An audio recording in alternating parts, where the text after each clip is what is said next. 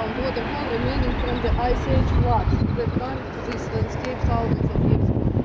The falls plunge approximately 198 feet over layers of exposed basalt that make up the old. Ну понятно, это, короче говоря, еще с ледникового периода. Короче, дети были здесь на экскурсии, решили это сделать парком, инициативу подали.